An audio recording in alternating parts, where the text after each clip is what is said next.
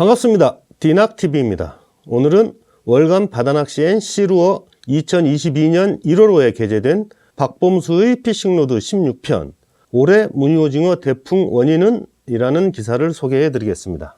시즌 끝난 지가 언젠데 웬 무늬오징어냐고 하실 분도 계실 텐데요. 연중 10번까지 이루어지는 무늬오징어의 산란 습성, 무려 200km나 이동하는 무늬오징어의 이동 습성 등 무늬오징어의 생태를 이해하는 데 큰 도움이 되는 내용이 많으니까 끝까지 시청해 주시면 감사하겠습니다. 필자인 박범수 씨는 1990년대부터 30년 이상 릴지 낚시와 바다루어 낚시를 해온 전문 낚시인으로 쯔리겐, 토레이, 메이오 등 유명 낚시 브랜드 한국 총판인 한조 크리에이티브 대표이사로 재직 중입니다. 지금부터 기사 소개하겠습니다. 2021년 우리나라 무늬오징어 시즌은 예년에 비해 20일 가까이 일찍 시작됐고 11월 중순까지 길게 이어졌습니다. 조항도 뛰어나 어느 해보다 풍성한 마리수를 기록했습니다. 특히 포항, 울산 등 동해남부권과 강원도 북부인 고성, 속초, 강릉에서 과거 볼 수 없었던 대박 조항이 늦게까지 이어져 전국적으로 주목을 받았습니다. 올해 무늬오징어 대호황이 일회성인지 아니면 당분간 이어질 반가운 조항인지 의구심이 들어 관련 자료들을 여기저기 뒤져 근거들을 추론해 봤습니다. 무늬오징어는 산란 시즌이 되면 암컷이 최대 10번까지도 산란을 할 수 있는데 수온이 좋고 먹이도 풍부하면 최대 산란 횟수를 채우고 산란 시기에 수온이 떨어지거나 바다가 거친 날이 많아 연한 해초 군락이 파도나 흙탕물에 휩싸이게 되면 환경이 나빠져 산란 횟수가 두세 번에 그치기도 한다고 합니다.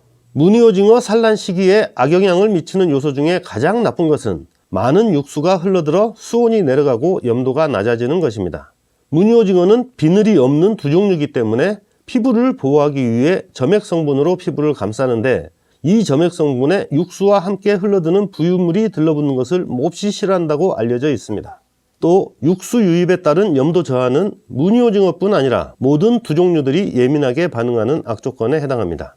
2021년에는 3월부터 5월까지 무늬오징어 산란 초기에 비가 적게 왔고 본격적인 수온 상승도 전년보다 20여일 빨랐습니다. 이렇게 산란하기에 적절한 환경이 일찍 만들어진 덕분에 실제 산란도 길고 안정적으로 이어졌습니다. 게다가 여름 장마가 평년보다 매우 짧았고 강수량도 적었습니다. 가을 강수량에 큰 영향을 미치는 태풍마저 한반도를 비껴가면서 무늬오징어 생장기에도 더할 나위 없이 좋은 환경이 유지됐습니다. 한마디로 올해 우리나라 동해안과 남해안은 봄부터 가을까지 무늬오징어가 산란, 부화, 생존, 생장하기에 아주 이상적이었습니다. 지금부터 무늬오징어의 산란에 대해 알아보겠습니다. 무늬오징어는 수온 분포에 따라 우리나라 남에서 북으로 퍼져나가며 산란을 합니다. 여건만 갖춰진다면 새로운 산란장이 등장할 수 있다는 의미입니다. 전국 각지에서 부화된 치어들은 여름부터 가을까지 활발히 먹이 활동을 하며 몸집을 불리다가 수온이 내려가면 다시 북에서 남으로 따뜻한 수온대를 찾아 이동하는 것으로 추측됩니다. 우리나라에는 이를 뒷받침할 자료가 전무해 무늬오징어에 대한 연구가 비교적 활발한 일본의 자료를 참고할 수밖에 없었다는 점 미리 말씀드립니다.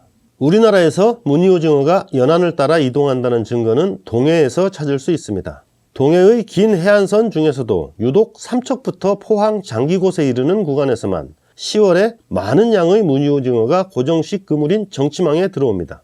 도보권 무늬오징어 애깅 시즌이 끝나는 시기가 바로 이 무렵입니다. 물이 지어 남쪽으로 이동하는 무늬오징어를 애깅으로는 낚기 어려워지지만 이동 경로상에 있는 정치망에 무더기로 드는 일이 생기는 것입니다. 그런데 장기곶 이남인 울산이나 부산, 남해의 거제나 통영 등지에서는 정치망에 드는 무늬오징어 개체 수가 동해 중북부에 비해 훨씬 적습니다. 동해 중북부에서 자란 무늬오징어들은 수온이 내려가기 시작하면 해안선을 따라 남쪽으로 이동하는 과정에서 정치망에 많이 잡히는 것이고 다른 지역의 무늬오징어들은 해안선을 따라 이동하지 않고 연안에서 의회로 바로 빠져나가 그물에 잘 들지 않는 것으로 추정됩니다. 그런데 삼척에서 포항까지는 거리가 160km나 됩니다. 무늬오징어가 이렇게 먼 거리를 이동하는 게 사실일까 하는 의문이 들 수밖에 없습니다. 이 의문에 대한 해답은 일본의 연구자료에서 찾을 수 있습니다. 2007년 발표된 일본 사가연의 수산 보고자료인 사가연 및 현해 지역 무늬오징어의 이동과 효율라는 보고서와 무늬오징어의 외부 표식법의 검토라는 보고서에 따르면 봄에 무늬오징어에 표식을 달아 사가현에 방류했더니 그중 일부가 북상해 방류 30일 후 북쪽으로 160km나 떨어진 지역에서 포획되었고, 가을에 남하하는 무늬오징어는 무려 200km 이상 떨어진 지역에서 포획됐다고 합니다. 무늬오징어는 우리가 생각하는 것보다 훨씬 먼 거리를 회유한다는 사실을 확인할 수 있는 자료라 하겠습니다. 이번에는 무늬오징어의 이동과 수온의 관계에 대해 살펴보겠습니다. 일본 자료에 의하면 무늬오징어가 산란을 시작하는 온도는 15도씨 정도라고 알려져 있습니다. 수온이 15도씨에 도달하면 활동이 가능해져 이동 및 산란을 시작하고, 수온이 20도씨를 넘으면 알들이 부화해 수온이 28도씨가 될 때까지 계속해서 성장합니다. 다시 수온이 떨어지기 시작하면 이동을 준비하다가 수온이 17도씨 정도가 되면 본격적으로 이동하는 것으로 보고되고 있습니다. 2021년에 강원도 고성, 속초, 강릉 지역이 무늬오징어 대박조항을 기록한 원인도 수온과 밀접한 관련이 있습니다. 이 지역에서는 11월 중순까지도 무늬오징어가 잘 낚인 반면 통영, 여수 등 남해에서는 시즌이 일찍 끝났습니다. 부산을 중심으로 한 지역도 무늬오징어가 일찍 자취를 감췄습니다. 지금 보시는 자료는 국립수산과학원이 제공한 2021년 11월 12일 위성 수온 자료입니다. 이 수온 자료를 놓고 유추해보면 강원도 지역은 11월 12일 전후로 무늬오징어가 이동을 시작해 11월 말까지 정치망에 다량 포획된 것으로 보입니다. 또 남하하는 무늬오징어 이동 경로상에 있는 포항 영일만 일대에서는 12월 초까지도 많은 양이 그물에 잡혔고, 후포, 포항 등지 수협 어판장에 무늬오징어가 산처럼 쌓인 보기 드문 장면도 목격됐습니다. 수온 분포에 따라 동해는 무늬오징어 시즌이 평년보다 한 달 가까이 연장됐고, 남해는 평년과 비슷하거나 조금 짧았습니다.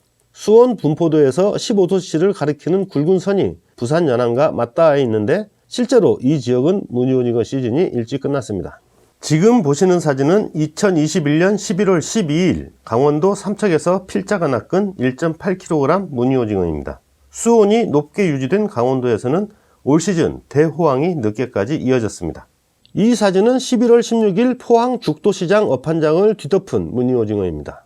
동해안에서는 수온 하락기에 연안을 따라 이동하는 무늬오징어 무리가 정치망에 무더기로 잡히는 일이 자주 있습니다. 11월에 동해 중북부에서 낚인 무늬오징어 평균 사이즈는 800g 전후였습니다. 여름, 가을에 강수량이 적어 무늬오징어 성장 속도가 특히 빨랐습니다. 왔다! 호황이냐 평작이냐는 무늬오징어 산란기에 어떤 환경이 만들어지느냐에 달려 있습니다. 2021년 대호황을 기록한 무늬오징어가 올해에는 어떨지 벌써부터 기대가 됩니다.